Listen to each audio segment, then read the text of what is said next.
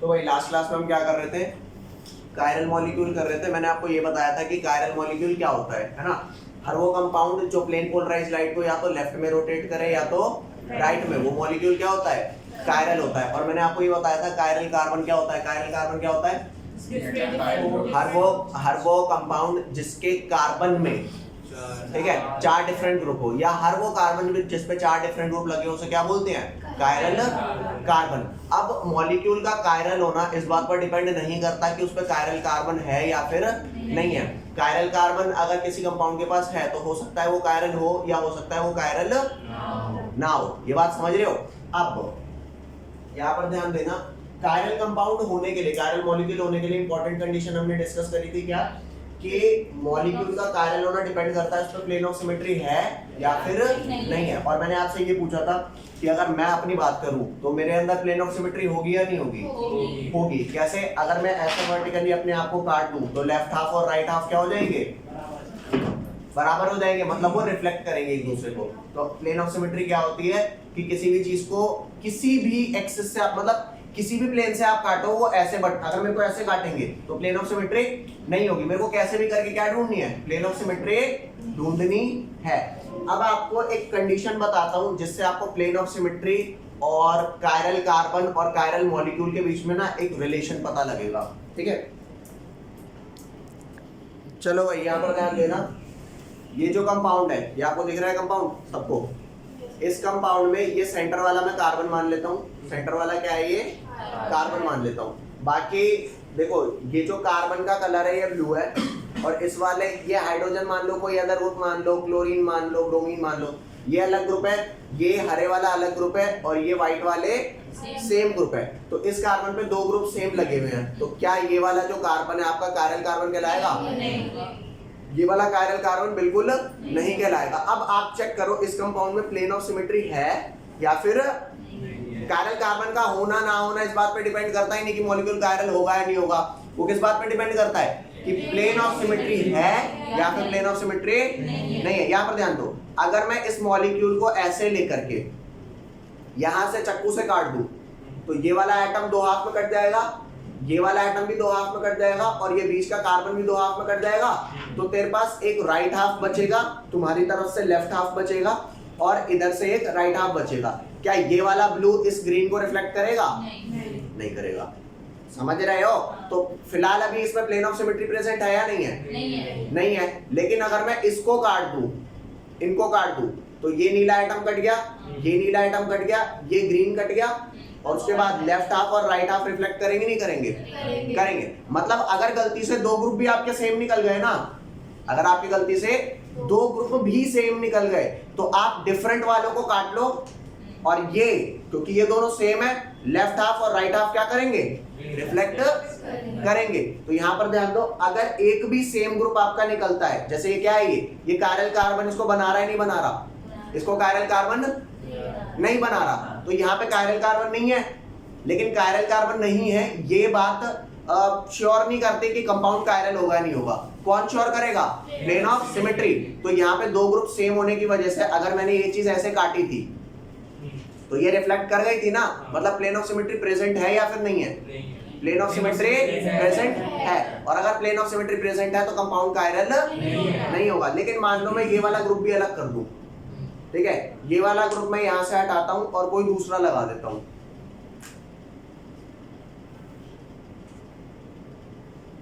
ये लगा दिया। अब यहाँ पे चारों ग्रुप अलग है, ये कौन सा है? ये वायलेट है, ग्रीन है, ये ब्लू है और ये व्हाइट है। अब क्या ये कायरल कार्बन है? अब ये कार्बन कायरल है। और अब कहीं से भी काट के देख ले, यहां से अगर काट लो तो चल ये तो हाफ हाफ हो गए, लेकिन ये रिफ्लेक्ट करेंगे नहीं करेंगे। यहां से काट ले, ये सब बीच वाला हाफ हो गया, ये रिफ्लेक्ट करेंगे नहीं। तो ये कायरल कार्बन भी है और ये कायरल मॉलिक्यूल भी है। क्यों? क्योंकि उसमें प्लेन ऑफ सिमेट्री नहीं है। अगर चारों ग्रुप चारों ग्रुप डिफरेंट लगे हैं तो क्या तुम इसमें प्लेन ऑफ सिमेट्री ला सकते हो? नहीं ला सकते। क्यों नहीं ला सकते? क्योंकि मैं ऐसे काटूंगा तो चल ये तो हाफ हो जाएंगे, लेकिन ये कहां से, समझ रहे हो, ये मिरर इमेज नहीं हो पाएंगे ना। तो यहां पर ध्यान देना कायरलिटी कैसे आएगी। मैंने कहा आपको कि if a carbon compound if a carbon compound contain first case only one chiral carbon, only one chiral carbon, अगर कंपाउंड के पास सिर्फ एक कायरल कार्बन है, ठीक है, तो उसमें प्लेन ऑफ सिमेट्री होगी या नहीं होगी? किसी कीमत में उसमें प्लेन ऑफ सिमेट्री नहीं होगी। क्यों? क्योंकि चारों ग्रुप्स डिफरेंट होंगे।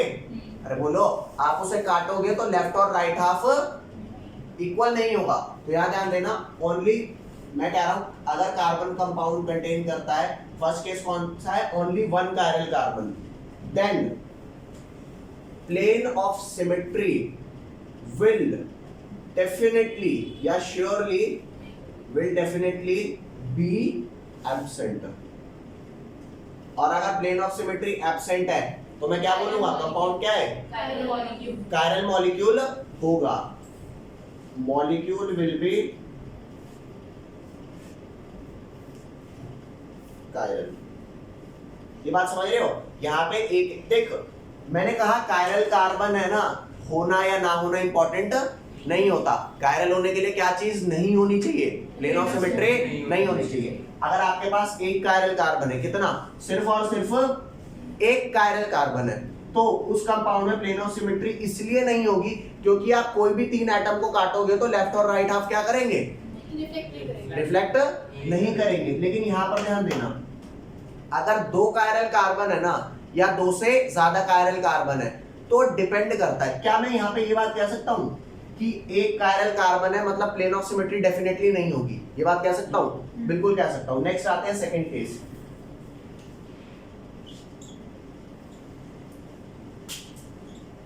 सेकंड केस को डिफाइन करने से पहले मैं यहाँ पे आपके एक क्वेश्चन लिख रहा हूँ। सी इधर OH, इधर H, यहाँ पर COOH,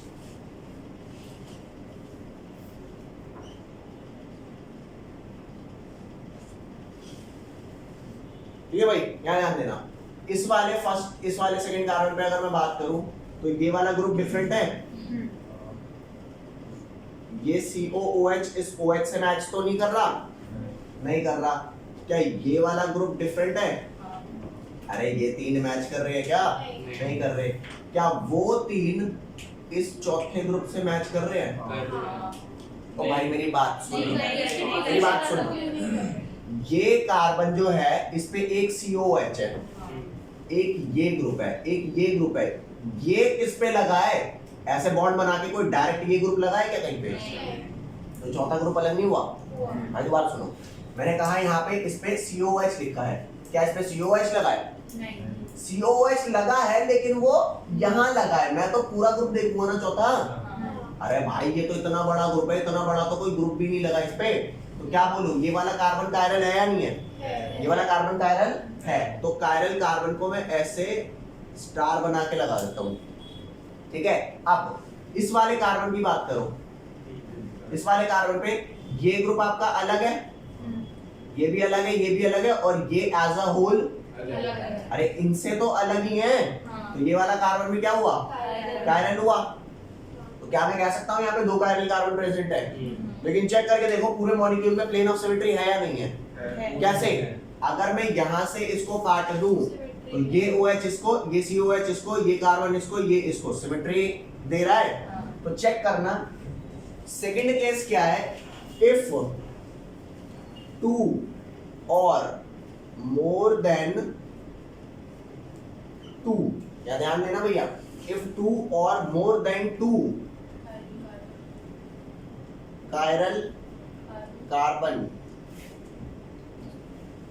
are present, then plane of symmetry हो भी सकती है। और भाई एक में श्योर था कि एक कायरल कार्बन है, चारों ग्रुप अलग लगे हैं, भाई तू काट ले, कहीं से प्लेन ऑफ सिमेट्री ला ही नहीं सकता। तो प्लेन ऑफ सिमेट्री नहीं है कायरल वाले में, डेफिनेटली मॉलिक्यूल कायरल होगा।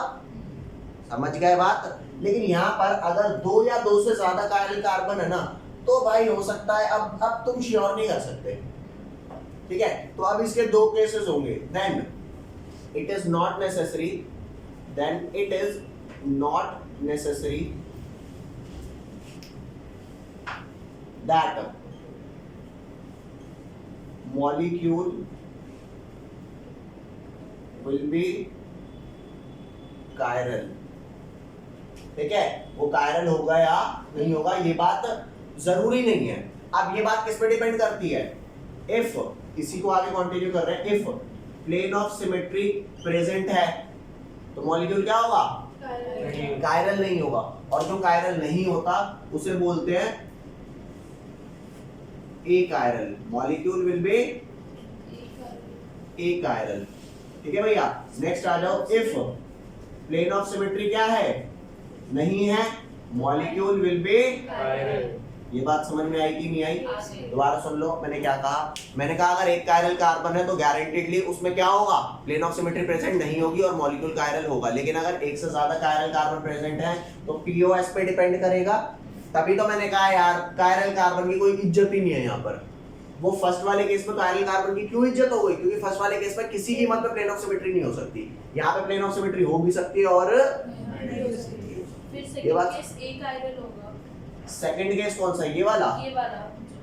ये वाला एक आयरन होगा ना फिर. हाँ देख, अब ये बात तो डिपेंड हो गया ना कि अगर प्लेन ऑफ सिमेट्री थी तो एक आयरन हो गया, प्लेन ऑफ सिमेट्री नहीं है तो कायरल है. ये वाली बात आपको समझ आई? ठीक है, इसको जल्दी से नोट करो. कौन से वाला? प्लेन ऑफ सिमेट्री है, मॉलिक्यूल विल बी एक आयरन. ये वाला, हाँ ये मॉलिक्यूल तो एक आयरन हुआ. ठीक है, इसका नाम पता है क्या है? इसका नाम है टार्टरिक एसिड. Tartaric acid. आपने ये वाला मॉलिक्यूल कई बार सुना होगा, टार्टरिक एसिड. ये एक आयरन मॉलिक्यूल होता है. इवन तो यहाँ पे दो कायरल कार्बन प्रेजेंट भी हैं. ठीक है, देखो ले भाई, अब यहाँ ध्यान देना. अब पता है पेपर में जब क्वेश्चन पूछेगा ना कायरल क्या होता है तो आपको प्लेन ऑफ सिमेट्री के एस्पेक्ट में बताना ही नहीं है. आपको किसके एस्पेक्ट में बताना है? कुछ अलग ही चीजें जिसके एस्पेक्ट में बताना है. यहाँ ध्यान दो. आपने कहा जिसमें प्लेन ऑफ सिमेट्री होती है वो कायरल नहीं होता, जिसमें प्लेन ऑफ सिमेट्री नहीं होती वो कायरल होता है. इस बात से फर्क नहीं पड़ता कि उसमें कायरल कार्बन है या फिर नहीं है. तो यहाँ पर ध्यान देना, अगर मेरा हाथ है, ये मैंने यहाँ पे हाथ रखा है तो इसकी मिरर इमेज कैसे आएगी? ऐसे आएगी. चेक करके देख भाई, अगर ये हाथ है और ये ऐसे रखा है तो उसमें मिरर इमेज बिल्कुल ऐसे. यहाँ पे मैंने शीशा रखा है तो मिरर इमेज ऐसी दिखेगी. बोलो. अब आप बताओ मेरे हाथ में इसमें प्लेन ऑफ सिमेट्री प्रेजेंट है क्या? नहीं. अगर हाथ में प्लेन ऑफ सिमेट्री नहीं है प्रेजेंट, इस बात का मतलब ये है कि इसका राइट पार्ट और इसका लेफ्ट पार्ट रिफ्लेक्ट नहीं होता. अरे तभी तो प्लेन ऑफ सिमेट्री नहीं है. तो चेक कर, जिस कंपाउंड में प्लेन ऑफ सिमेट्री नहीं है उस कंपाउंड की अगर मैं मिरर इमेज लूंगा ये और मिरर इमेज को इस पे सुपर इंपोज कराऊंगा तो सुपर इंपोज हो रही है? दोबारा सुन भाई, ये मेरा हाथ है, इस हाथ में प्लेन ऑफ सिमेट्री प्रेजेंट है नहीं है? प्लेन ऑफ सिमेट्री नहीं है. तो जिस कंपाउंड के अंदर प्लेन ऑफ सिमेट्री नहीं होती ना, अगर उसकी मिरर इमेज आप लो और उसको सुपर इंपोज कराने की कोशिश करो तो सुपर इंपोज क्यों नहीं होगी? क्योंकि मिरर इमेज लेने के बाद लेफ्ट पार्ट राइट बन जाता है और राइट पार्ट लेफ्ट. तो जब ये लेफ्ट और राइट बराबर ही नहीं थे तो सुपर इंपोज कैसे करेगा? नहीं है बात समझ? बोलो. अब यहाँ ध्यान दो, मेरे अंदर प्लेन ऑफ सिमेट्री है या नहीं है? तो जैसा मैं दिख रहा हूँ, अगर यहाँ पे मिरर लगा दे तो मैं यहाँ भी वैसा ही दिखूंगा. अरे बोलो यार, मेरा left part right part reflect कर रहा है तो चाहे वो लेफ्ट राइट हो जाए, राइट लेफ्ट हो जाए, उससे कोई फर्क पड़ेगा नहीं. अगर मैं अपनी मिरर इमेज अपने ऊपर ऐसे इंपोज करूंगा तो इंपोज हो जाएगी ना.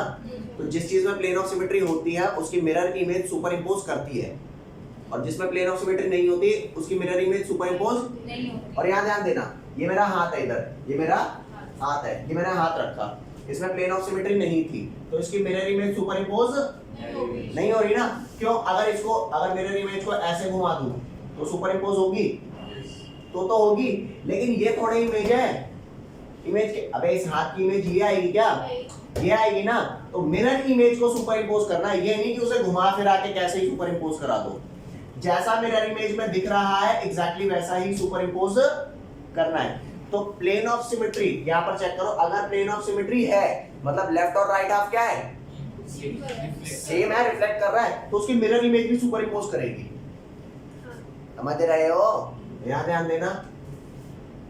If plane of symmetry is present right का मतलब है कि प्लेन ऑफ सिमेट्री प्रेजेंट है।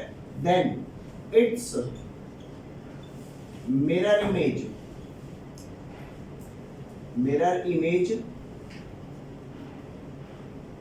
क्या होगी? Super imposable. सुपर इम्पोजेबल का क्या मतलब होता है? इम्पोजेबल। सुपर इम्पोजेबल का मतलब हो गया कि वो सुपर इम्पोज कर रहा है। यहां ध्यान दो, इफ प्लेन ऑफ सिमेट्री क्या है? एब्सेंट है, देन इट्स मिरर इमेज क्या होगी? Non super imposable. समझ गए बात? देखो जल्दी से। अब क्वेश्चन आता है, क्या क्वेश्चन है भाई? What is chiral compound? Chiral compound क्या होता है? ठीक है, तो एक होता है, देख सिंपल सी बात है, प्लेन ऑफ सिमेट्री के रेफरेंस से बताऊं तो भी सेम होगा, या फिर सुपर इम्पोजेबल मिरर इमेज के रेफरेंस से बताऊं तो भी सेम होगा। लेकिन किताब में प्लेन ऑफ सिमेट्री का जिक्र नहीं करा हुआ। इसका जिक्र किया है सुपर इम्पोजेबल मिरर इमेज अगर कंपाउंड की है तो सुपर इम्पोजेबल कब होगी? जब मॉलिक्यूल एक कायरल होगा, जब प्लेन ऑफ सिमेट्री प्रेजेंट होगी। तो आप इसके टर्म्स में बात करोगे तो यहाँ पर कायरल कंपाउंड का क्या होगा? Non superimposable mirror image, क्योंकि उसमें प्लेन ऑफ सिमेट्री नहीं होती। तो यहाँ पर लिखना इसका आंसर क्या है? देखो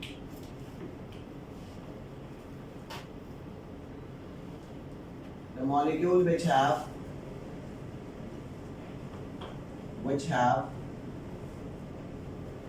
non superimposable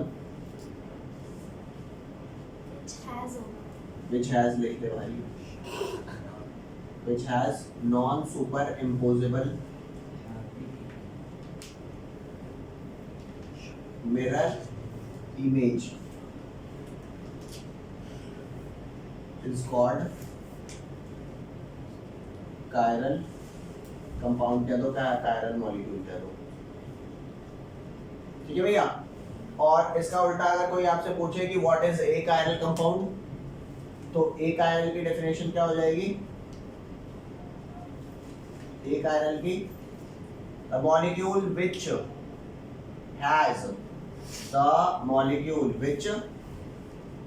हैज क्या? Super imposable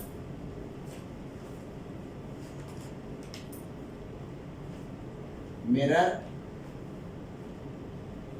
image is called a chiral compound।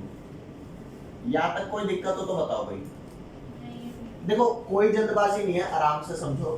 मैंने आपको कायरलिटी के बारे में सिर्फ इतना बताया, कायरल कार्बन होना या ना होना इंपॉर्टेंट नहीं होता। इंपॉर्टेंट क्या है? प्लेन ऑफ सिमेट्री का होना या ना होना।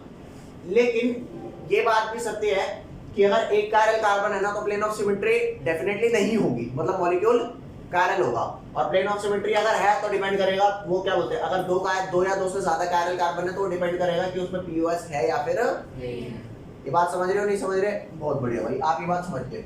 नेक्स्ट मैंने आपको प्लेन ऑफ सिमेट्री होना या ना होना से मैंने आपको ये बता दिया कि मॉलिक्यूल कायरल होगा या फिर नहीं होगा। उसके बाद मैंने आपको प्लेन ऑफ सिमेट्री रिलेट करा दी सुपर इम्पोजेबल या non superimposable mirror image से। किसमें आपका plane of symmetry superimposable होगा? अगर प्लेन ऑफ सिमेट्री है या फिर नहीं है। सुपर इम्पोजेबल कब होगा? प्लेन ऑफ सिमेट्री है या फिर नहीं है? अबे यार किसी में प्लेन ऑफ सिमेट्री होगी तभी लेफ्ट और राइट हाफ बराबर है, और जब मिरर इमेज लेते हैं तो उसमें राइट लेफ्ट हो जाता है, लेफ्ट राइट हो जाता है। नहीं आई बात समझ? अरे बोलो भाई। इसी वजह से किसी में प्लेन ऑफ सिमेट्री है जिसका लेफ्ट राइट हाफ बराबर है तभी सुपर इम्पोज करेगा, अगर पीओएस उसमें होगी। नहीं होगी तो लेफ्ट और राइट हाफ क्या होगा? समझ रहे हो? सुपर इम्पोज करेगा ही नहीं। ये लिख लो जल्दी से। अब यहाँ पर ध्यान देना, कोई मॉलिक्यूल कायरल होता है, एक बार इसको फिर से देख लेते हैं। कोई भी मॉलिक्यूल अगर कायरल है तो वो क्या होता है? ठीक है, मान लो अगर कोई मॉलिक्यूल कायरल है मतलब वो अकेला एग्जिस्ट नहीं करता, उसका एक पेयर भी एग्जिस्ट करता है। कोई मॉलिक्यूल अगर कायरल है तो वो अकेला एग्जिस्ट नहीं करता, उसका एक पेयर भी एग्जिस्ट करता है। और मान लो वो दो पेयर कुछ ऐसे हैं, एक है ए और एक है बी। अगर मैं ए को पानी में डाल के सॉल्यूशन बनाऊंगा, ए को पानी में डाल के सॉल्यूशन बनाऊंगा और बी को पानी में डाल के सॉल्यूशन बनाऊंगा तो दो अलग अलग सॉल्यूशन आएंगे। और इन दो कंपाउंड को मैं बोलूंगा ऑप्टिकल आइसोमर्स। इन दोनों को क्या बोलूंगा? Optical isomers. B and A are called optical isomers. और ये ऑप्टिकल आइसोमर्स तभी आएंगे किसी कंपाउंड के जब कंपाउंड कायरल हो। जब कंपाउंड कायरल नहीं होगा, मतलब एक कायरल होगा, तो उस वो कंपाउंड पेयर में एग्जिस्ट नहीं करता। ठीक है। और यहाँ ध्यान देना, जो कंपाउंड कायरल है मतलब उसके दो पार्ट एग्जिस्ट करते हैं, एक बार इसका सॉल्यूशन बनाओ, एक बार इसका सॉल्यूशन बनाओ। अगर इसमें से प्लेन पोलराइज्ड लाइट पास करोगे तो वो अगर मान लो राइट में रोटेट करती है, किसमें? अगर मान लो वो राइट में रोटेट करती है तो इसका मतलब ये कौन सा रोटेटरी कंपाउंड है? ये कंपाउंड डेक्स्ट्रो रोटेटरी है। क्यों? क्योंकि ये लाइट अपने आप राइट में नहीं रोटेट करी। अरे समझ रहे हो? ये लाइट अपने आप राइट में रोटेट नहीं करी, ये रोटेट करी है किसने? ए ने। तो कौन डेक्स्ट्रो रोटेटरी हुआ? ये लाइट या फिर ये कंपाउंड? कंपाउंड डेक्स्ट्रो रोटेटरी हुआ। तो यहाँ पर ध्यान देना, ए को बोलेंगे डेक्स्ट्रो रोटेटरी कंपाउंड। और बी, अगर ए ने राइट में रोटेट कर दिया तो बी श्योर है कहाँ रोटेट करेगा? हाँ, ये करेगा लेफ्ट में रोटेट। कहाँ करेगा भैया? लेफ्ट में। तो इस कंपाउंड को क्या बोलेंगे? लेवो रोटेटरी कंपाउंड। ये बात समझ रहे हो? तो कायरल होने ना होने से क्या होता है? कायरल अगर है तो बेटा तू एक नहीं है, तू एक्चुअल में तेरा कोई दूसरा पेयर भी है, मुझे नहीं पता कहाँ होगा लेकिन वो है। और अगर तू राइट में रोटेट कर रहा है या लेफ्ट में कर रहा है तो दूसरा उसका ऑपोजिट होगा। जितना एंगल तेरा होगा उतना ही एंगल दूसरे वाले का भी होगा। लेकिन मान लो कोई कंपाउंड ए कायरल है, कोई कंपाउंड ए कायरल है, मतलब वो क्या है? अकेला है। और क्या उसमें से मान लो ये ए कंपाउंड डी है, तो अगर डी का मैं ऐसा सॉल्यूशन बनाऊंगा और इसमें पीपीएल पास करूंगा, प्लेन पोलराइज्ड लाइट, तो क्या एक ही रोटेट होगी? नहीं होगी। क्यों नहीं रोटेट होगी? क्योंकि मॉलिक्यूल कायरल है ही नहीं। क्या है ये मॉलिक्यूल? एक कायरल। ये बात समझ रहे हो या नहीं समझ रहे हो? बोलो। तो यहां ध्यान देना, कोई कंपाउंड कायरल है मतलब वो पीपीएल को लेफ्ट या राइट में रोटेट करता है। और जो कंपाउंड पीपीएल को लेफ्ट या राइट में रोटेट करता है, मैं उस कंपाउंड को बोलता हूं ऑप्टिकल एक्टिव कंपाउंड। अरे ऑप्टिकल आइसोमर हैं, ये दोनों एक दूसरे के क्या लगते हैं? Optical isomer. दोनों एक दूसरे के ऑप्टिकल आइसोमर है। अब ये पीपीएल को लेफ्ट या राइट में रोटेट कर रहा है ना, तो ये ऑप्टिकल एक्टिव कंपाउंड है। क्या ये पीपीएल को लेफ्ट या राइट में रोटेट कर रहा है? ये क्या है? Optical. Very nice, optical inactive compound. लिखो इसको जल्दी से। तो अगर आपसे कोई पूछे कि ऑप्टिकल एक्टिव क्या होता है, ऐसा कंपाउंड जो पीपीएल को आइदर लेफ्ट या राइट में रोटेट करे। इन ऑप्टिकल इनएक्टिव क्या होता है? जो रोटेट ना करे। तो यहां पर हम लिख लेते हैं ऑप्टिकल एक्टिव क्या होता है? Optical active. इनएक्टिव। अरे चमन पहले एक्टिव लिख ले। ऑप्टिकल एक्टिव लिख ले। The compound which rotates, the compound which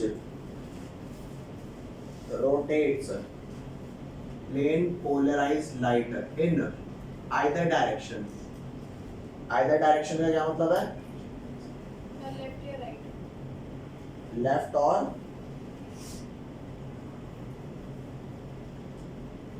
right।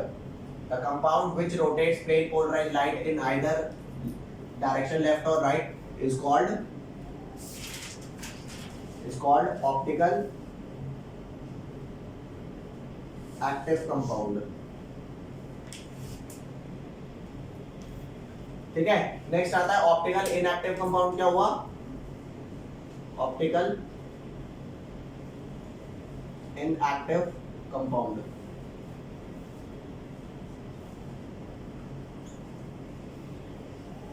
Optical inactive compound क्या होता है?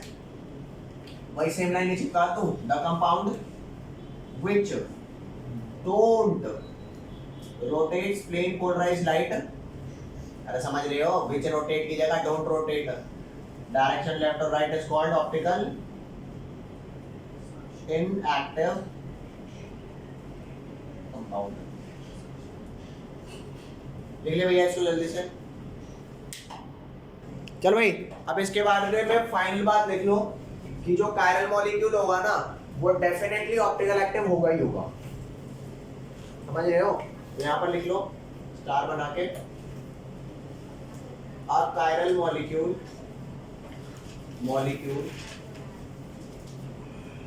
जो भी कायरल मॉलिक्यूल होगा, अ chiral molecule will definitely be optical active. Sorry दूर लिख देता हूं,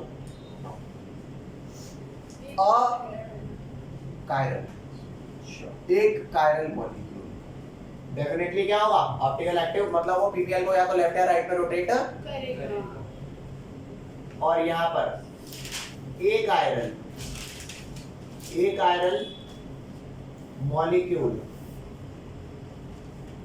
will definitely be optical inactive, ठीक है भैया? will optical inactive, ठीक है भाई? इसको लिख लो अ कायरल मॉलिक्यूल, इसको लिख लो an achiral, an achiral, ठीक है भैया? ये हो गया। ले भैया सामने देखेंगे, ये मैंने आपको कहा जो मॉलिक्यूल कायरल होता है वो पीपीएल को उसका एक पार्ट राइट में रोटेट करता है और एक लेफ्ट में करता है ना, मतलब वो दो पेयर में एग्जिस्ट करते हैं। तो अब रेसिमिक मिक्सचर उसी के रिस्पेक्ट में बता रहा हूँ, तो यहाँ ध्यान देना। मान लो एक कंपाउंड है वो कायरल है, मतलब उसका एक डेक्स्ट्रो पार्ट भी एग्जिस्ट करता है और एक पार्ट कौन सा एग्जिस्ट करता है? लेवो। अरे बोलो। तो डेक्स्ट्रो भी ऑप्टिकल एक्टिव होता है क्योंकि वो राइट में रोटेट करता है, और लीवो भी ऑप्टिकल एक्टिव होता है क्योंकि वो, हमने ऑप्टिकल एक्टिव क्या बताया था? हर वो कंपाउंड जो आइदर लेफ्ट या आइदर राइट में रोटेट करे। तो ये कायरल कंपाउंड है, इसका डेक्स्ट्रो भी है, इसका लीवो भी है। मैं क्या करता हूँ, मिक्सचर बनाता हूँ। बच्चों की आदत होती है ना मिक्सचर बनाने की, पेप्सी में कोका कोला मिला देंगे, कोका कोला में फेंटा मिला देंगे, उनका काम होता है। तो हम एक मिक्सचर बनाते हैं जिसमें जितना अमाउंट इसका लेंगे ना डेक्स्ट्रो का, उतना ही किसका लेंगे? ले भैया बना ले मिक्सचर। ये बन गया तेरा मिक्सचर। इसके अंदर जितना डेक्स्ट्रो है उतना ही क्या है? तो अगर इसमें से प्लेन पोलराइज्ड लाइट पास करेंगे तो वो कहाँ रोटेट करेगी? आइदर राइट या लेफ्ट? नहीं करेगी, रोटेट नहीं करेगी। क्यों नहीं करेगी? इस वजह से नहीं कि ये और ये दोनों मिलके ऑप्टिकल, यार ये भी ऑप्टिकल एक्टिव था, कैंसिल आउट कर दिया, समझ गए? तो ऐसा मिक्सचर जिसमें डेक्स्ट्रो और लेवो दोनों इक्वल प्रोपोर्शन में लो तो पीपीएल क्या होती है? उसकी रोटेशन कैंसिल आउट हो जाती है, ठीक है? तो ऐसे मिक्सचर को बोलते हैं रेसिमिक मिक्सचर। तो ये मिक्सचर मैं क्या बोलूं, ऑप्टिकल एक्टिव हुआ या ऑप्टिकल इनएक्टिव हुआ? मिक्सचर इनएक्टिव है, इसके अंदर कंपाउंड एक्टिव है। अरे समझ गए? तो याद ध्यान देना, इस केस में पीपीएल क्या हुआ? जैसी गई थी वैसी ही निकल आई। तो अब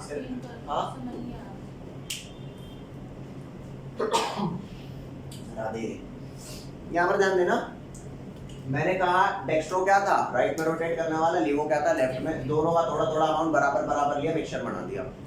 अब इसमें से पीपीएल पास होगी तो डेक्स्ट्रो कराएगा राइट में जाओ, लीवो कहेगा नहीं लेफ्ट में जाओ। दोनों लड़ते रहेंगे, कहीं मैं नहीं जा रही कहीं। समझ रहे हो बात को? तो इस मिक्सचर को क्या बोलते हैं? Racemic mixture. अब मैं रेसिमिक मिक्सचर के बारे में सारी चीजें लिख देता हूँ। ऐसे मिक्सचर जो पीपीएल को कहीं रोटेट नहीं करते उन्हें बोलते हैं रेसिमिक मिक्सचर। और वो तो एक आयरन कंपाउंड भी रोटेट नहीं करता, तो क्या उसे भी रेसिमिक बोल दूं? नहीं जी। ऐसा मिक्सचर जिसमें ये दोनों ऑप्टिकल आइसोमर इक्वल अमाउंट में हो, समझ रहे हो, और तब मिक्सचर आपका क्या हो, ऑप्टिकल इनएक्टिव। और ये ऑप्टिकल आइसोमर पता है क्या कहलाते हैं? अरे ये इसका ऑप्टिकल आइसोमर है, ये इसका है, तो इनको बोलते हैं इनैनिशियोमर्स। क्या बोलते हैं? इनैनिशियोमर क्या होता है? एक टेट्रो वाला, एक समझ गए, इनको इनैनिशियोमर बोलते हैं। तो इसकी डेफिनेशन लिखेंगे, क्या है? अ मिक्सचर कंटेनिंग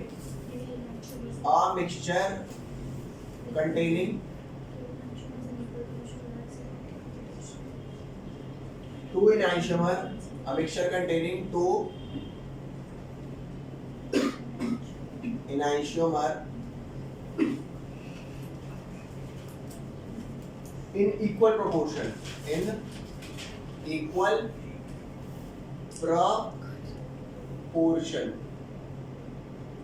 है ना, will have zero optical rotation. क्या होगी गाइस? एक ऐसा मिक्सचर जिसमें दोनों इनैनिशियोमर इक्वल प्रोपोर्शन में हो, उनकी ऑप्टिकल रोटेशन क्या होगी? बिल्कुल जीरो। क्यों? Zero optical rotation, comma, as the rotation due to one isomer, as the rotation due to one isomer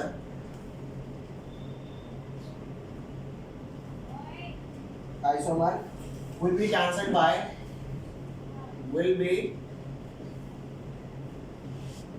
by rotation due to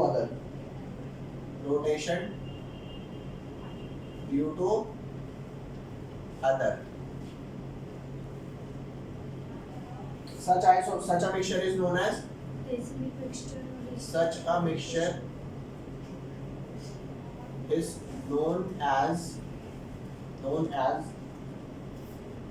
racemic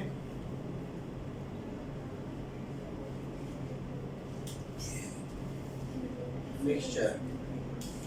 okay guys, अच्छा इसका नाम रेसिमिक मिक्सचर भी होता है और एक और नाम होता है और रेसिमिक मॉडिफिकेशन। ये दोनों इसी के नाम है। ये मॉडिफिकेशन का मतलब ये नहीं है वो मॉडिफाई करवा लिया, मॉडिफाई करवा लिया नहीं है ये, ठीक है, मेरा भी देश मॉडिफाई कर दो। रेसिमिक मिक्सचर को क्या बोल रहे हैं? रेसिमिक मॉडिफिकेशन, ठीक है भैया। और चमन मॉडिफिकेशन है, ओह माय बैड, मॉडिफिकेशन।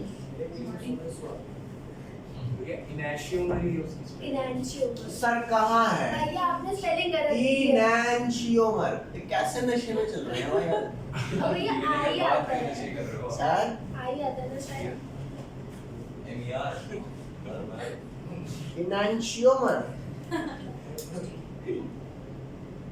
सही लिखा है, आई आता है, आई तो लिखा है। तो आपने ई लिखा है, देखो तो। कहाँ पे? अरे तो यहाँ पे हाँ ई आता है। ये भी ठीक है गाइस, आगे एक एग्जांपल दे रहा हूँ, एक एग्जांपल दे दूँ। एग्जांपल ऑफ इनैनिशियोमर क्या है? Example is plus minus butane two all. अच्छा, प्लस माइनस का क्या मतलब है? प्लस आइसोमर भी है और माइनस भी है। इसी को हम ये भी बोल सकते हैं DL ब्यूटेन टू ऑल। अरे या तो ऐसे लिख दे या फिर ऐसे लिख दे, DL भी लिख सकते हैं, प्लस माइनस भी लिख सकते हैं, ठीक है भैया। ये लिख लो। एक चीज और लिखवा रहा हूँ उसके बारे में,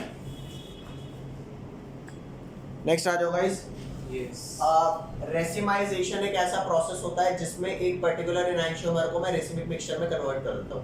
अरे रेसिमिक मिक्सचर ना बनाए जाते हैं। कैसे बनाए जाते हैं ये तुम्हारे को अभी नहीं पता, ठीक है, लेकिन ये बनाए जाते हैं। तो यहाँ ध्यान देना, the process of conversion of an enantiomer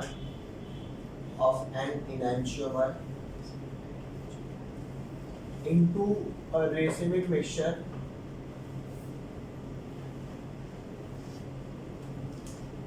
is called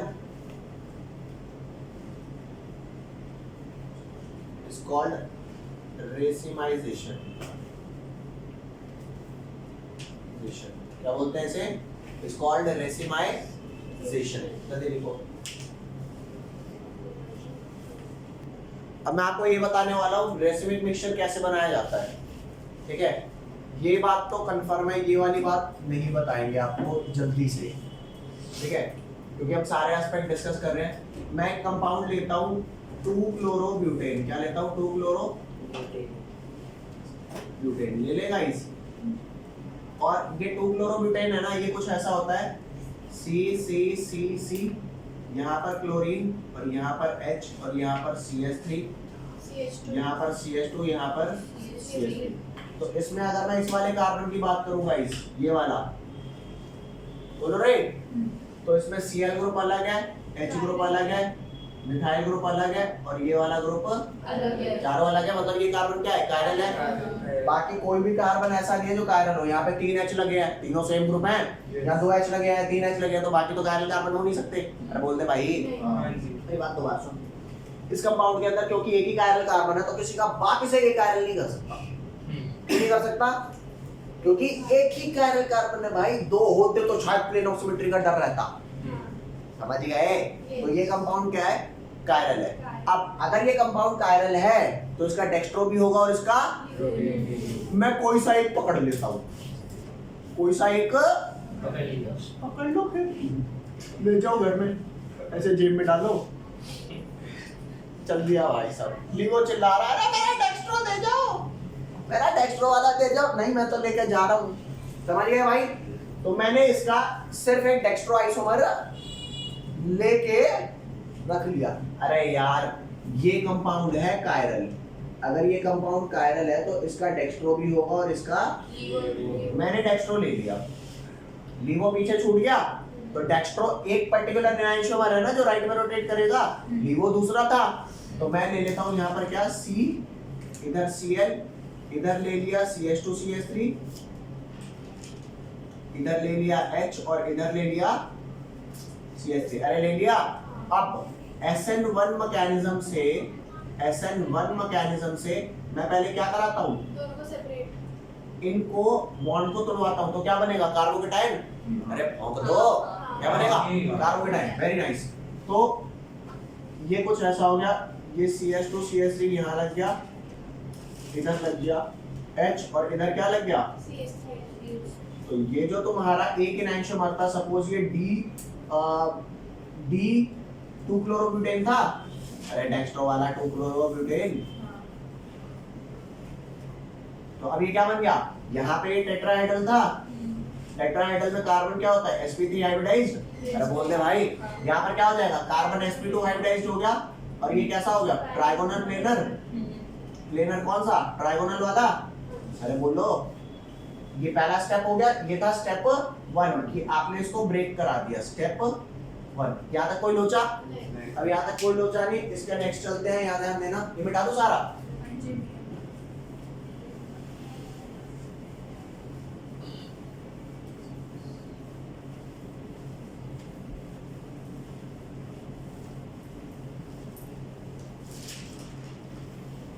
अब यहाँ ध्यान देना, वो जो आपका बना है स्टेप 2 में क्या होगा?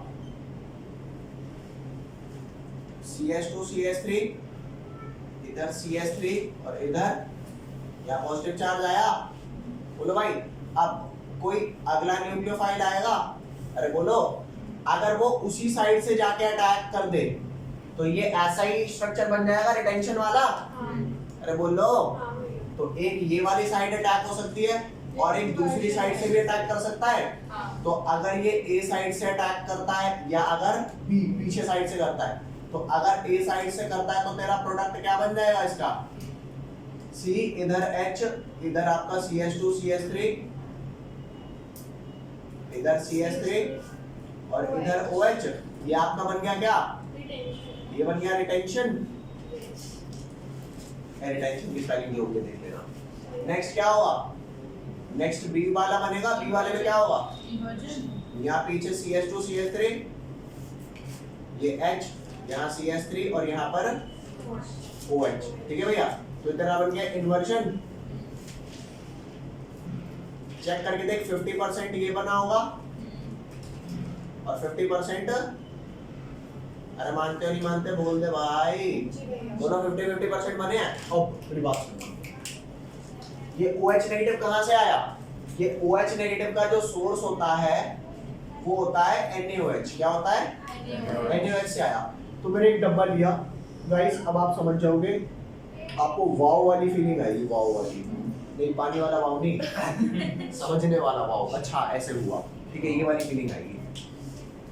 इसमें आपने सिर्फ डेक्स्ट्रो वाला लिया था, क्या 2 क्लोरो लिया था, बोलो 2 क्लोरोब्यूटेन। आपने इसके अंदर NaOH डाला और NaOH डाल करके कंडीशन ऐसी दी कि SN1 मैकेनिज्म हो।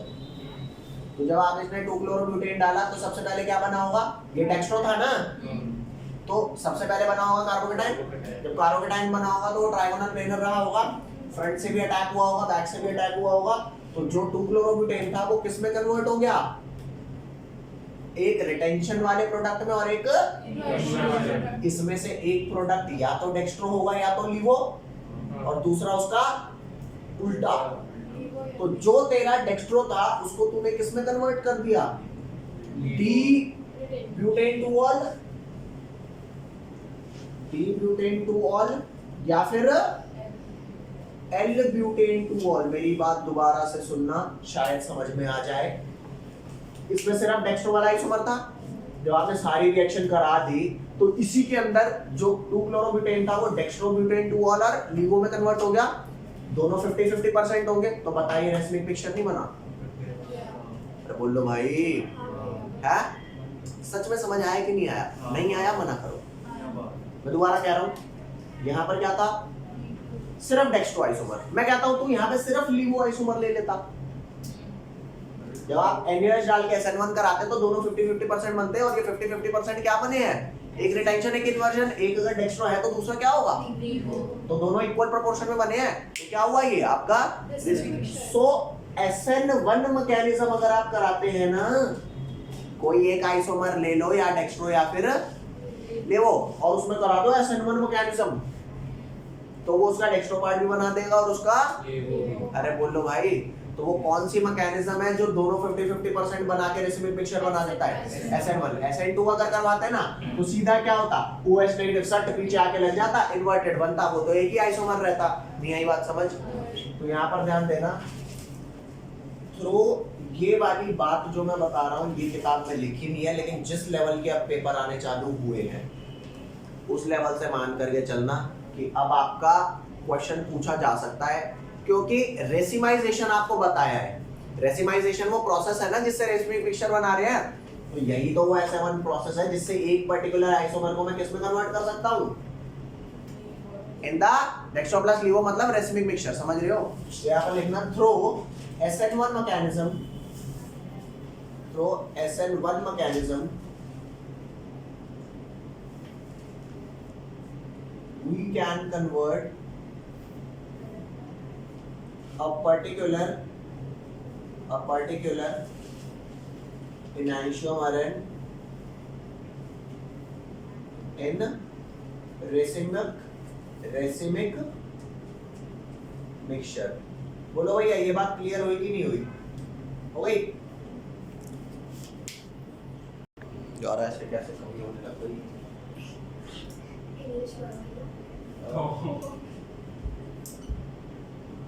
इंग्लिश में इसे ध्यान देना, वो कौन सा इंस्ट्रूमेंट है जो इनकी रोटेशन नापेगा कि 30 डिग्री हुई है या 32 या 35 या 60, समझ रहे हो। तो यहाँ पर लिख लो कि इंस्ट्रूमेंट कौन सा है, पोलैरीमीटर। कौन सा है, पोलैरीमीटर एक ऐसा इंस्ट्रूमेंट है जो degree by angle by which compound has rotated the PPL, है ना। Polarimeter measures the the optical rotation, that is by which angle compound has rotated plane polarized light। ठीक है भैया, ये SN1 SN2 के आपके सारे एस्पेक्ट हो गए। अब इसमें कुछ भी नहीं बचा, अब हम नेक्स्ट प्रॉपर्टी पर चलेंगे। लिख लो इसे। नेक्स्ट आपका आता है गाइस एलिमिनेशन रिएक्शन। ये लास्ट प्रॉपर्टी है आपकी हैलोएल्केन्स की, ठीक है। उसके बाद हमारा चालू होगा हैलोएरीन्स। हैलोएरीन्स सिर्फ एक क्लास का है, वो ज्यादा बड़ा नहीं है, हैलोएल्केन्स बड़ा होता है। तो यहाँ पर आते हैं एलिमिनेशन रिएक्शन में। आप मान लो ये आपका क्या है, 2-chloro-butane। क्या है गाइस ये? 2-chloro-butane। लिख ले सारे H लिख ले, ठीक है भाई। इसमें मैंने क्या डाला, इसमें मैंने डाला अल्कोहल CH3 CH2OH प्लस क्या डाला KOH। भाई बात सुन, एक KOH होता है, आप उसे दारू पिला दोगे तो वह अल्कोहलिक हो जाएगा, पानी पिला दोगे तो एक्वस हो जाएगा। फैंटा से पता नहीं क्या होगा, है ना, कोका कोला से पता नहीं क्या होगा, लेकिन अल्कोहल से अल्कोहलिक और वाटर से एक्वस, दो अलग अलग चीजें हैं। ये मत सोचना है कि अल्कोहल में पानी मिला के पिला दूंगा तो दोनों का काम करेगा, नहीं वो नहीं होगा भाई, ठीक है। कम अल्कोहलिक नहीं होगा, या तो अल्कोहलिक KOH होगा या तो फिर वो एक्वस होगा। तो अल्कोहलिक KOH का एक काम होता है कि वो ये जो Cl है ना, Cl को तो रिमूव करेगा ही करेगा। अब Cl के साथ बगल वाले या तो राइट साइड के कार्बन के H को रिमूव करेगा या लेफ्ट साइड के कार्बन के H को रिमूव करेगा, कोई एक करेगा। तो बोल लो भाई, Cl रिमूव किया, अगर H भी रिमूव हो जाएगा तो दोनों कार्बन की एक इक्विवेलेंसी कम हो गई, डबल बॉन्ड आ जाएगा। मतलब उन दोनों में से कोई एक H रिमूव। हाँ, या तो राइट वाला या लेफ्ट वाला। फिलहाल बताऊं तो नहीं, उसके बगल वाला करेगा तो कहाँ डबल बॉन्ड डालूं? अरे इसका ये हटा, इसका ये हटा, यहाँ डबल बॉन्ड आ गया, या इसका ये हटा, इसका ये हटा, यहाँ डबल बॉन्ड आ गया। एडजेसेंट से ही हटेगा, ये तो कंफर्म है। जिस पे हाइड्रोजन ग्रुप लगा है उसके एडजेसेंट से हटेगा, ठीक है। एक बार मैं लेफ्ट वाला निकाल देता हूँ, एक बार राइट वाला निकाल देता हूँ। इसको बोलता हूँ लेफ्ट H और इसको बोल देता हूँ राइट H फिलहाल के केस में। तो यहाँ पर ध्यान देना, लेफ्ट वाला निकलेगा तो क्या बनेगा गाइस?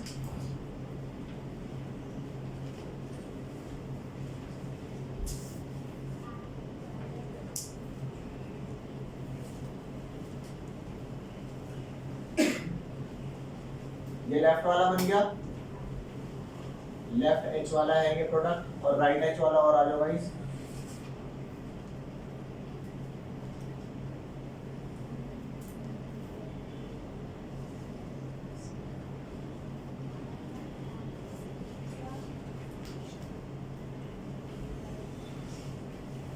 ये हो गया राइट H, ठीक है गाइस। अभी आपने दो प्रोडक्ट बनाए, इसमें डबल बॉन्डेड कार्बन को सराउंड कर लो। डबल बॉन्डेड कार्बन को क्या कर दिया? भैया, हाँ, उसमें भी डबल बॉन्डिंग बची। कहाँ पे? यहाँ पे? हाँ, कौन से कार्बन पे? First, second, third, fourth. Second पे कितने बॉन्ड बनाएगी? 1 2 3 4 5 6 बॉन्ड बना दो इसके।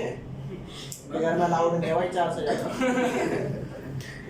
4 से ज्यादा इनके अलाउड नहीं है, ठीक है भाई। समझ में आई बात? तो जो डबल बॉन्डेड कार्बन होते हैं ना, अरे बोल भाई, जो डबल बॉन्डेड कार्बन है, इन कार्बन को छोड़ दो, उसके बगल वाले कार्बन अल्फा कार्बन होते हैं। कौन से? Alpha carbon. और अल्फा कार्बन से जुड़े हुए हाइड्रोजन अल्फा हाइड्रोजन होते हैं। मैं सिर्फ बगल वाले कार्बन की बात कर रहा हूँ। यहाँ पे देख, डबल बॉन्डेड कार्बन कौन से है ये? तो इसके बगल में तो अल्फा कार्बन ही नहीं है, इसके बगल में क्या है? अल्फा कार्बन है और इससे जुड़ा हुआ हाइड्रोजन अल्फा हाइड्रोजन। बनकर भाई कौन क्या है ये? ठीक है भैया, अल्फा कार्बन और अल्फा हाइड्रोजन। तो यहाँ पे कितने अल्फा हाइड्रोजन है? इस वाले कार्बन के बगल में जो कार्बन था, इस पे 3 अल्फा हाइड्रोजन थे और इस पे 3, तो यहाँ पे टोटल हो गए 6 अल्फा हाइड्रोजन। अरे बोल भाई, यहाँ कितने अल्फा हाइड्रोजन है? 2 अल्फा हाइड्रोजन। 2 अल्फा है, क्योंकि डबल बॉन्डेड कार्बन के इधर तो कार्बन है ही नहीं, इधर कार्बन, तो यहाँ पर कितने हैं? 2 अल्फा ये बात समझ में आई कि नहीं आई? बोलो भाई, आगे पक्का? अरे बोल।